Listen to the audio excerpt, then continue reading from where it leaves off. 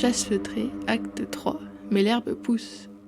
Durée de l'acte 3, 1 heure. Alors que le rituel se poursuit, celui qui venge va se manifester progressivement. Cela se traduit par une montée progressive de l'herbe dans l'étendue entourant la porte. L'herbe pousse de plus en plus vite, la montée étant imperceptible initialement, à raison de quelques millimètres par minute, jusqu'à se voir complètement, avec plusieurs centimètres qui poussent en quelques secondes au bout d'une heure. Parsemez régulièrement vos descriptions du niveau de l'herbe, en vous référant au corps des personnages. L'herbe est aux chevilles, puis aux mollets, aux genoux, etc., etc. Cela doit être anodin dans vos descriptions jusqu'à ce qu'une joueuse en fasse la remarque.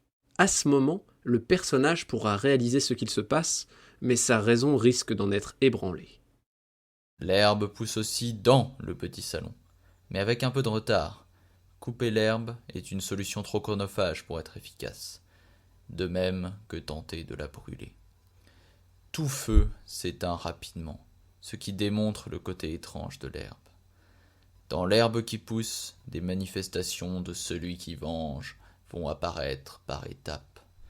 Lorsque l'herbe est aux genoux, on peut sentir de légers frôlements, tels ceux de petits rongeurs ou de reptiles qui disparaissent aussitôt. De nombreuses ondées parcourent l'étendue à ce stade. L'herbe rendue à la taille, celle-ci entrave les mouvements, le souffle se réduit et la chaleur s'accentue. Les frôlements d'animaux deviennent plus violents et des coups de griffes et de pattes se feront ressentir, sans toutefois laisser de traces. Lorsque l'herbe est au niveau de la poitrine, les personnages seront en partie enserrés. Ils auront du mal à bouger. D'énormes ombres cornues, vives et griffues parcourront l'herbe. On entend leur souffle très proche, et leur odeur se ressent. Les animaux semblent être présents partout, et poursuivre les personnages. Certains d'entre eux peuvent disparaître, renversés par l'herbe. Enfin, si l'herbe est au-dessus de la tête des personnages, leur vision diminuera considérablement. Dans l'obscurité végétale, des ombres terrifiantes d'animaux colossaux se meuvent. Les personnages disparaîtront très vite, comme aspirés par l'herbe. Gardez en tête que ce ne sont que des interprétations des personnages pour matérialiser celui qui venge dans leur esprit. Soyez toujours flou dans vos indications. Quelque chose qui bouge, un feulement rauque, une grande ombre, la course d'un animal massif qui passe sur le côté.